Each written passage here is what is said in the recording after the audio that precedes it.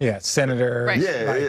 And Senator, a lot of it matters within your local. Within your because you know, the local people, that's, you know, your local judge or your local city councilman, yeah, sheriff. Yeah, sheriff. They're the ones who are creating the change or not the change that you would like. Yeah. So being able to vote on that right person, man or female, is very important too. So being able to do your research on that. And you can also register to vote in a state that you live in, even though you don't have a license there. I still have an Ohio license, and I still could register in California, which I had no idea.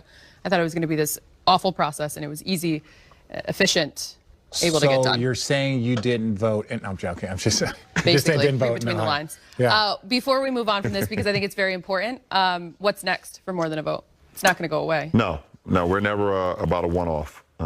You know, we're trying to figure out ways right now we can continue to implement change in communities, not only in my home community of Akron, Ohio, but communities all over America, and hopefully create change in the world as well. So we're looking for opportunities. There's a huge Senate race that's going on in Georgia coming up in January.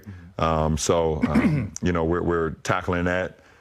Stacey Abrams, who's down there, is a monster. Shout out, Stacey. You're unbelievable. And everyone in the city of Atlanta, you guys have done so much great stuff, and also in Georgia as a state. So we're going to get behind that and hopefully continue to create change. Of course, we commend you for that, because that is not an easy responsibility on top of all the expectations and responsibilities you have, to be a basketball player. Yeah, so before we move on from all the bubble, you have celebrated 2 championships in Miami when you guys won at home. You celebrated your 3rd championship on the road, and everyone heard about the detour to Vegas, heaven forbid. And then look at me like that. I looked up and you like this. We'll leave it right there. And your 4th championship was in a bubble. What was the celebration like? I feel bad for my teammates, my first-time championship teammates. I feel bad for AD, Caruso, Markeith, Dwight, and most importantly, Jared Dudley. Jared Dudley, my guy Duds. My guy Duds. Talon and Rooks, Kostas and Devontae. Hopefully I'm not missing anyone. I feel Kuz. Yeah. Your whole team other than you and Rondo. No, me, Rondo, JaVale, Quinn Danny. Cook, Danny. What are you talking? We got champions, man. I feel bad for them. Because they don't know. It was bad. I was there. They don't understand the power of a championship celebration. From the partying, to the parade, and then back to the partying. Yeah. We have not been able to do that. And it burns me, because as a champion, you should feel that. You get the locker room celebration. Which I still feel like you guys lived Which is it up. amazing. The locker room celebration is amazing, but it goes like this. Yeah. All right? It goes like this. So you know, okay, as fast as that goes, you say, okay, we're going to have the parade. We know that. We're going to have an unbelievable time at the parade with the fans, celebrate with the community and the fans, things of that nature. And then we're going to have our celebration where we go out and have fun and party and things. It was just like 2020. It's just effed up. But so everybody, so again, there's always the conversation, and this is one thing I will say.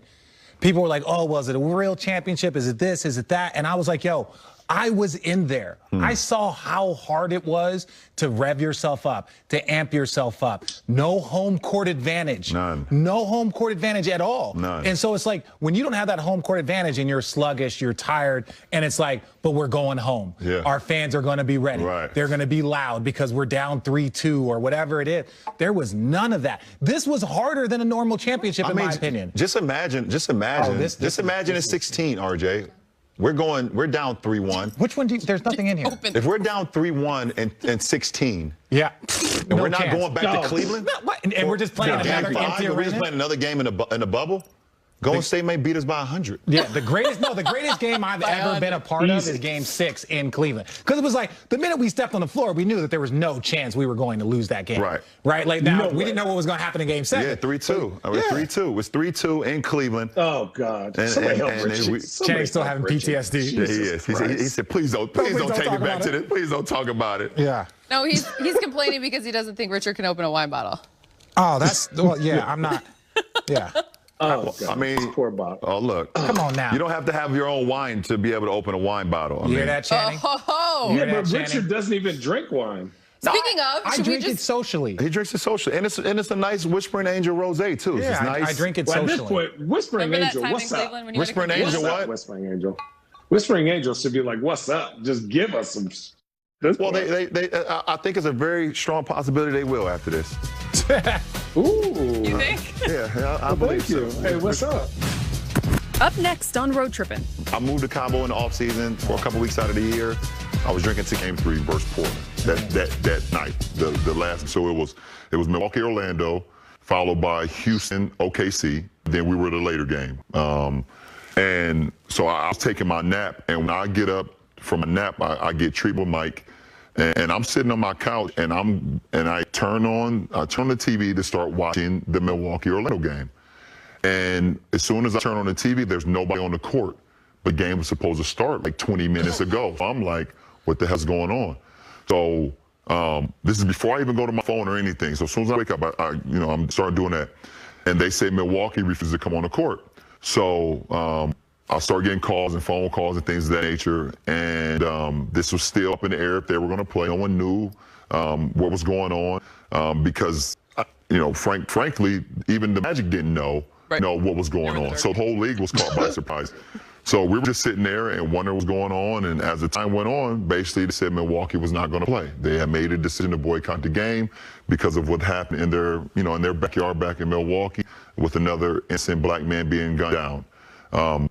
So I got on the phone with Chris Paul because their game was next. And I called him and Russ, and I told them straight up that there's no way that we can go out on the floor as the Lakers and play our game with what just transpired. What are you guys going to do? And they felt the same way. They was like, we need to get all the information that was going on because there's still some things that's not been checked off. But we look stupid if we went out and played, and Milwaukee decided to sit down, and we've been, preaching this solidarity thing as a brotherhood because we are brotherhood, even when you get blindsided from your brother. That's the question, is that, again, like all the people that know all the guys, like what was that?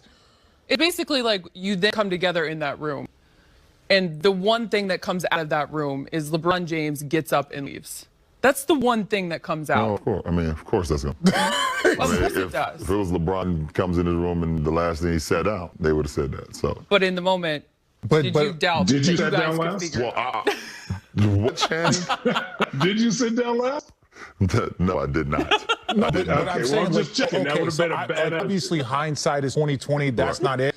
But they made a decision, and as brothers, I understand, and formerly being a part of the brother, I understood that like whatever they were going to do, you were going to support. Yeah, you were going to support. But that was such a big, powerful move that it's like shooting a text to the Players Association, shooting a text to Chris Paul, like guys that are the president, the vice president, shooting a text like, hey guys, this is what we're thinking about doing, but we need to make sure that we are unified as a group. That was the one thing that, not to be critical, but could have caused some issues. Yeah. And I mean, as players, we felt the same way. We felt like, we're not against what you guys were standing for because we've all felt it too. And obviously, when it hits in your backyard, you feel a bit more. But, when we're all together, as Army, we're Army and we're going out battle and we say we're here in solidarity. And someone in the front decides to go before we say charge. Now we're all caught off guard. Leroy Jenkins. I'm glad you got to it before I did. Damn it, Leroy. So that's what happened. And to be honest, I was ready to walk away. I was ready to walk away. I called my wife and called my mom and told them that I was probably headed home. Why? Because there was no plan. After we decided to do what we did and we boycotted the games, what's next? What the hell are we doing next? Oh, so we're going to just go back? Okay, now game 3, Lakers versus Portland. What the hell? What are we doing? We've decided to take off these games for the right reason. Okay, but there's some other issues that needs to be dealt with as well. What is our plan? And at that moment when I walked out, we sat there and talked for 2, 3, 4 hours, and there was still no plan. So I walked out because my time is very valuable, and I knew what could help the change. But when you're dealing with a group of a lot of emotional, you know, a lot of ego, a lot of guys that's passionate about themselves and what they believe in, then it's hard to figure out a plan at that very moment. Yeah. So it was best for me to step out. Yeah. Well, look, look, it is one of the harder positions to be in, being not only like the leader of a team, the face of a league, you know, a vocal leader as far as like, you know, I stand by, was it Patrick Beverley? It's like, look, LeBron playing, we playing, right? Like I was joking. I joke with one of the guys, and I'll keep him named. So I was like, guys, look, at the end of the day, the NBA wants everybody there. But they only need like 5 people there. They need Bron, they need Giannis, they need James. You know what I'm saying? Like they'll figure it out the rest of the way as long as they can sell. You know, they need Lakers, they need the Celtics. It's like, yeah, everybody can sit here and be like, oh, well, it's like, yo, at the end of the day, the league needs about 10 guys and about 5 teams. Everything else is like a bonus from a standpoint of like what they're going to advertise, what they're going to do. And Pat Beverley says, like, yo, look, if Bron say we playing, we all going to show up. But the other side of that is when all the drama happens, everybody looks at, you know, exactly. you. LeBron, yeah, everybody looks at you, and it's like, however you handle it, however you don't handle it, they still looking at you. And because he's a drama queen. He loves it. Shut up. By the way, that's why he's here. Yeah, that's exactly you literally told me that we could not throw Trevor without Channing. Are you mad? I know I did. By the way, I'm like, we're going to cut Channing off and get back to his making of snow cones and snowman. No, but yeah, I understand that. I understand, RJ, and that's the way it was. And that's our responsibility. Yeah. I get it. You know, as much as, you know, you can hate it at times, you know, you say, okay, why is it always on me? That's the position I've been put in. So I needed time to digest it. So I walked out. I was ready to walk away. But also I understand that it wasn't just squarely about me. Yeah. So I needed a moment to digest the whole situation, to actually sleep on the whole situation.